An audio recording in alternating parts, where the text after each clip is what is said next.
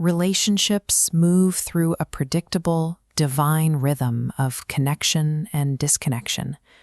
When communication dies, the marriage has entered season 4, its relational winter. In the middle of this freeze, fear takes over. The immediate instinct is to panic and ask, how do I get my spouse back? To understand why that panic is dangerous, think of a collapsing marriage as two people stranded on separate, unstable rafts during a storm. This illustrates the horizontal reach. When you frantically reach across the water to demand reassurance or pull your partner back to safety, you shift the weight too far. The raft tilts, destabilizing both people.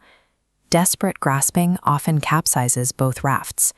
Surviving this storm requires a counterintuitive survival strategy. You have to stop reaching for the other person. Saving the relationship starts by abandoning that horizontal connection entirely. You must make a vertical shift. This shift involves rebuilding your individual emotional and spiritual foundation directly with God. Your stability can no longer depend on how your partner responds to you. It must be anchored in something higher. The focus moves away from how do I fix them and toward a much deeper internal question.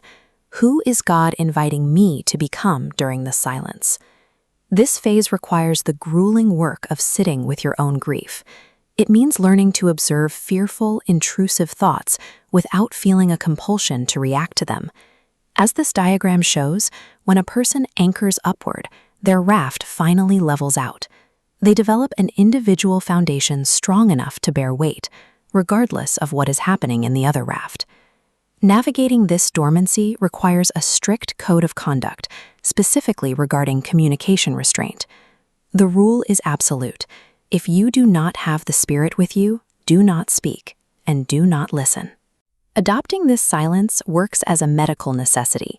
It prevents couples from using late-night arguments or desperate pleas as an emergency emotional drug to temporarily numb their underlying anxiety. Instead of arguing, the work turns inward. You establish firm personal boundaries and focus on spiritual integrity, getting your own soul right with God. Season 4 functions as an active training ground, where trauma responses are converted into self-mastery through consistent, solitary effort. Missing your partner or feeling lonely is not a signal that winter is over. Loneliness alone cannot sustain a new foundation. Moving forward requires verifiable evidence of healing. You must be able to demonstrate emotional containment, consistent change in your behavior, and a readiness to give rather than just receive. Restoring a relationship requires this level of individual transformation. To have a marriage that is raised from the dead, both the husband and the wife must first be spiritually reborn themselves. The goal is not a return to the old dynamics. The purpose of this winter dormancy is to let the broken version of the marriage die, so a completely new covenant can be built.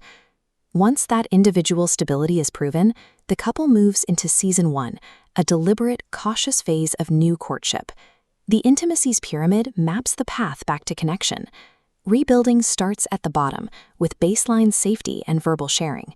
Then, higher-risk interactions stack on top. Emotional, psychological, and physical connection are earned one layer at a time. Relational winter is a season of grief, but it is also a season of preparation. Honoring the dormancy without forcing an early spring provides the necessary environment for resurrection.